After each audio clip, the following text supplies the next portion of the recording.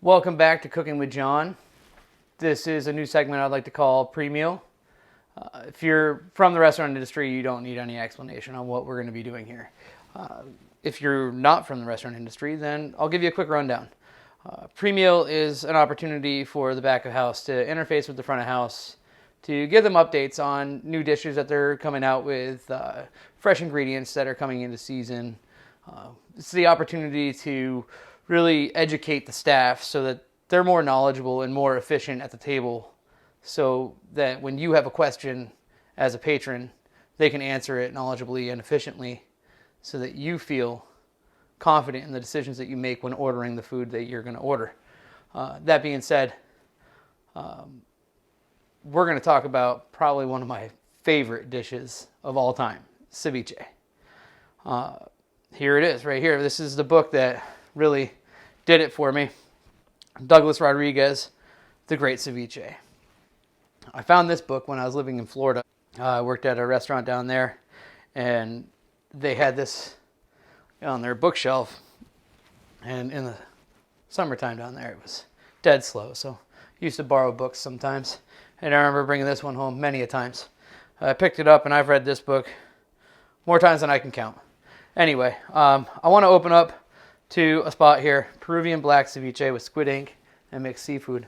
Now, this is probably my most used recipe guideline, I would say, out of this book, just because Peruvian ceviche is probably one of my favorites, and it honestly always has been. It's not because my wife is Peruvian. That really doesn't have anything to do with it. I was in love with Peruvian ceviche before I even met her. Maybe the ceviche had something to do with me falling in love with my wife. That's probably not true either. Anyway, I have some Peruvian ingredients out here as well. These are all ingredients that you would be using in a basic ceviche. Now, I guess when I want to start talking about ceviche, we'll start talking about origin. And that's a really hard thing to talk about because pretty much every country in South America and Central America, they kind of want to lay claim to who invented ceviche, and they all want to say it was them. It's really hard to pinpoint who it was, considering it's been around for so long. That being said, we all know that it came from a boat. If you look at the basic ingredients of what you need to make ceviche, it had to have come from a boat in Central or South America. You have chilies, you have lime, you have salt, you have fish. Those are your basic ingredients in any ceviche. You don't need anything else really, but it's a whole lot more fun if you have more. So let me get started on a couple of ingredients that we have here. Beer. Can't have ceviche without beer because you typically eat it when it's hot out. It comes from where it's hot, right? You might as well have beer. One of my favorite, very traditional ingredients that they use in a lot of ceviches down in Peru especially is rocoto.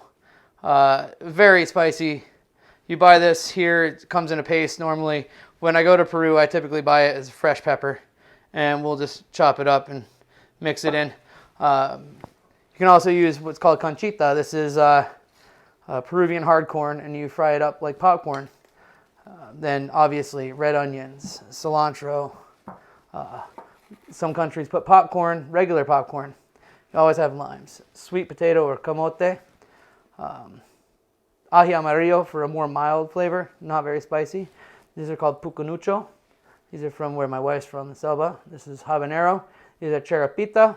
And this is choclo. This normally comes as like on the cob, but it's hard to find that here. So I grabbed what I could. It's all about the preparation and the balance. I do something that's a little more untraditional with my ceviche, and I'll add, flavors of other fruits, grapefruit or orange. I'll put in cucumber. I'll put in segments of blood orange or things like that, and kind of bring out different colors. And sometimes I'll even do like brunoise celery in there for extra added crunch.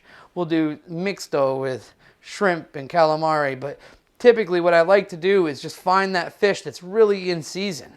Like right now, I'd be using striped bass all the time, and I would be, instead of dicing it like a lot of people do, I'd be slicing out loins of that.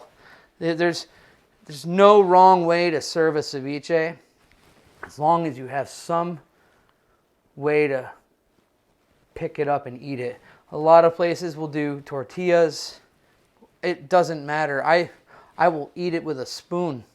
But the thing about it is, it's got to be spicy. And you got to have something to go with it. Hey, so I thought I'd take a little field trip down to the beach, considering we were talking about ceviche. Kind of wish I brought some sunglasses. I know it doesn't look that bright, but it is right there. It's in my eyes. So, we were talking about ingredients and how to serve ceviche and what to eat it with, things like that. When I make a marinade for ceviche, just juice a bunch of limes and add some oranges. I'll typically blend up onions and jalapenos or anything hot and spicy, like some of those chilies I showed you in the display there on the table. What you're making is called leche de tigre, and you typically take shots of that with pisco or tequila or something after you're done eating the ceviche, and you'll finish off the canchita or the camote. Other than that, you know, your bases are pretty simple. Just make sure your salts are balanced. Make sure your heat is there. Make sure that you cut your fish in a way that it can marinate and cook itself, so you're not serving it completely raw. That's another thing I wanted to touch on when I was doing this video. Is a lot of people, that's a huge misconception, is they think that ceviche is raw. It's not, and people like to misconstrue it and talk about it as if they're eating sushi or something, and that is not how it is. The marinade that you put the fish in, the chemical reaction actually cooks the fish. So you're not eating raw fish, and it is completely safe as long as the fish that you're using when you start is fresh and is good and is not tainted. Always use the freshest ingredients. Make sure that fish is clean and smell it. And if you're buying whole fish, check the eyes, check the gills, make sure it's all beautiful. A tip about buying fresh fish: if the gills aren't bright red, don't buy it. If the eyes aren't clear, don't buy it. If the meat smells, don't buy it. It shouldn't smell. Fresh fish should smell like the ocean. Those are just some basic tips when buying fish. Find a reputable fish dealer near you. Sorry. I'm fortunate. I live right next to the ocean. We have fish dealers all over the place down here, so I can go and get one. A lot of states that are landlocked are kind of at the whim of whoever they can find, and typically don't find very good saltwater fish dealers.